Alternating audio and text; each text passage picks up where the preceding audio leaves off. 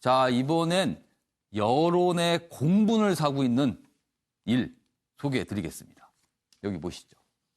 한국일보 기사입니다. 일본도와 석궁으로 닭 살해 영상.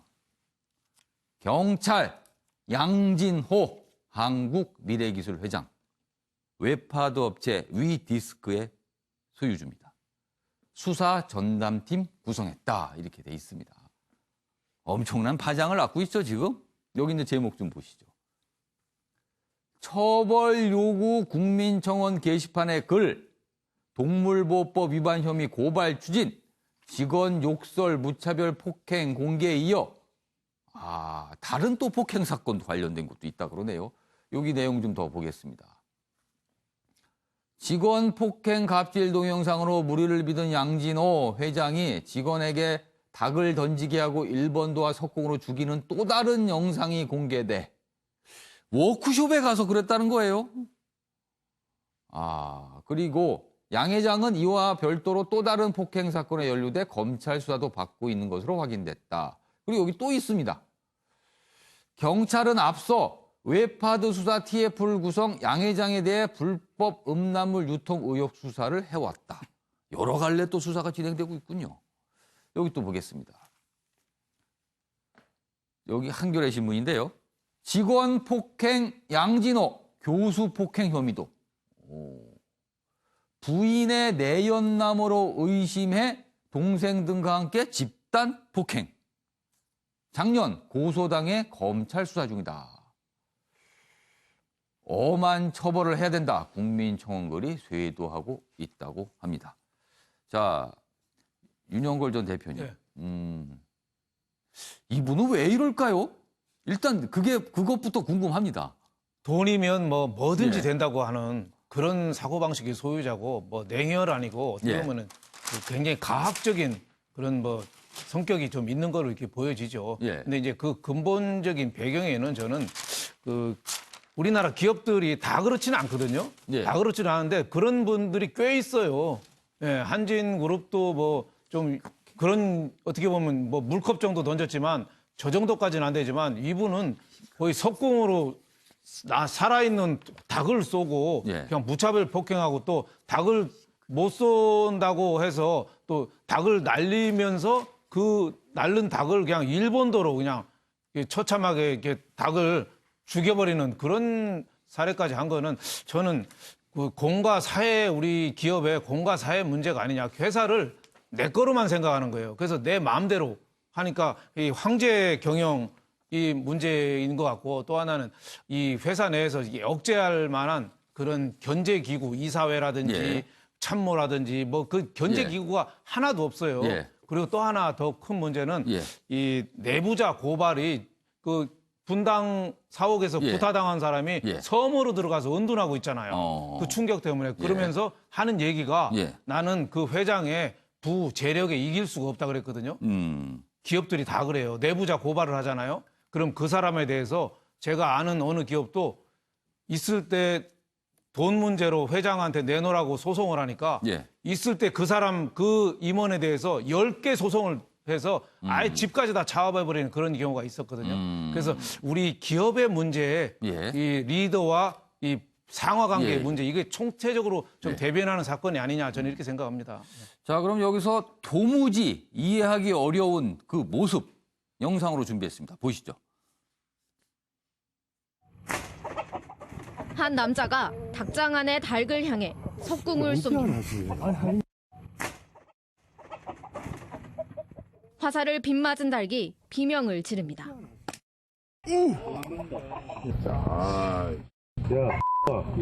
장난해?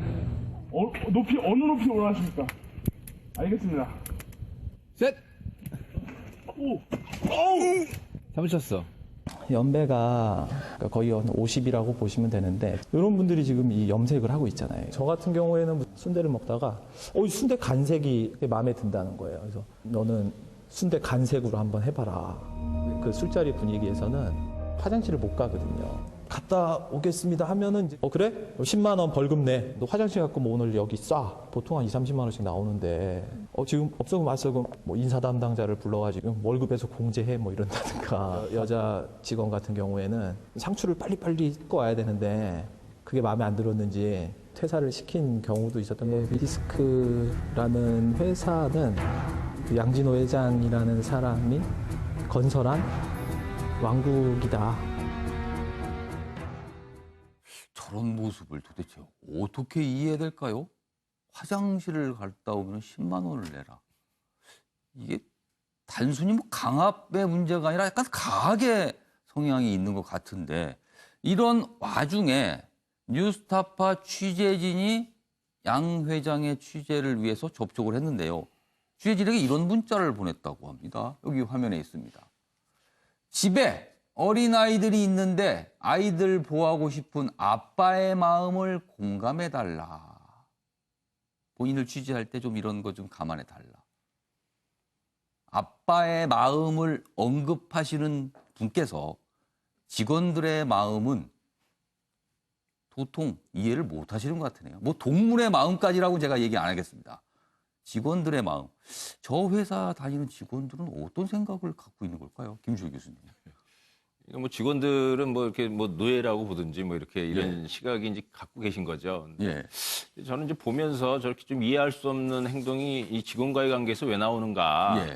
이제 상대적으로 이 위디스크라는 이 회사가 이 이윤 창출하는 구조가 뭐냐면 이제 그 이 동영상 거기에 이제 지금 경찰 수사도 있지만 불법 뭐 이제 그 성과 그러니까 관련된 웹하드 업체죠. 뭐 이런 거고 또 이걸 삭제해주는 디지털 장의사 사업으로 돈을 버는 회사예요. 그러니까 이게 그래서 사회적으로 사실 썩 평가를 받지 못하는 그런 기업이죠. 그러니까 저는 일종의 좀 이렇게 이제 돈을 많이 벌으셨을지 모르지만 이게 일정한 컴플렉스가 있다. 그러니까 이 부분에 대해서 푸는 기재가 직원들에 대한 왜냐하면 직원들은 그런 기업에 돈 벌겠다고 들어온 사람들이잖아요.